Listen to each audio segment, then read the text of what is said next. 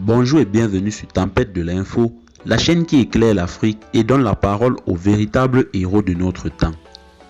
Si vous soutenez le peuple burkinabé, si vous croyez en l'Afrique debout et souveraine, alors abonnez-vous dès maintenant, activez la cloche pour ne rien rater de nos prochaines vidéos.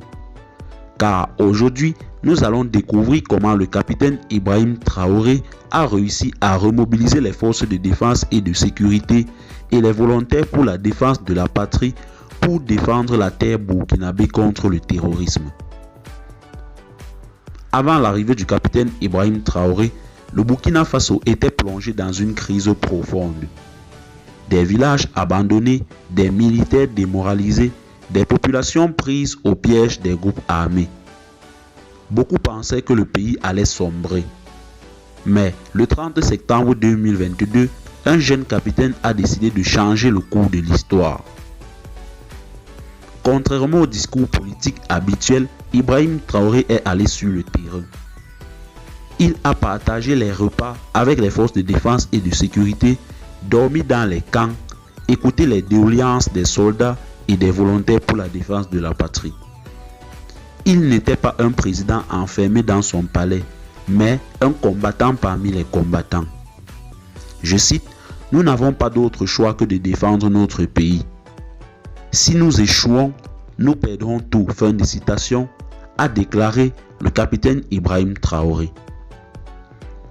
Grâce à son engagement, la motivation des forces de défense et de sécurité et des volontaires pour la défense de la patrie a changé du tout au tout. Recrutement massif de volontaires, formation accélérée, renforcement de l'équipement militaire, primes de combat et reconnaissance publique. Le moral est remonté. Des jeunes, des anciens, des femmes même se sont levés pour défendre le pays. Je cite, « Je n'ai jamais vu un chef d'État se battre à nos côtés. Aujourd'hui, nous savons pourquoi nous combattons. » Fin de citation, déclare un volontaire pour la défense de la patrie à Kaya. Le capitaine Ibrahim Traoré a replacé l'honneur, le sacrifice et l'amour de la patrie au cœur de l'armée.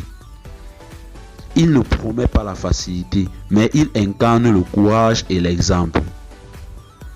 Et dans tout le pays, de Ouaïgouya à Fadagouma, les forces de défense et de sécurité et les volontaires pour la défense de la patrie avancent, libèrent des zones, repoussent les terroristes et protègent les populations. Le message est clair, le Burkina Faso ne tombera pas. Aujourd'hui, les forces burkinabées ne sont plus seules. Elles ont un peuple derrière elles, un chef d'État avec elles et une vision claire devant elles. Le combat est loin d'être terminé, mais l'espoir est revenu. Si vous croyez, vous aussi, que le patriotisme, l'unité et le courage peuvent changer l'Afrique, alors abonnez-vous, partagez cette vidéo et laissez un commentaire pour soutenir nos vaillantes forces de défense et de sécurité et les volontaires pour la défense de la patrie. Vive le Burkina Faso debout, vive l'Afrique souveraine.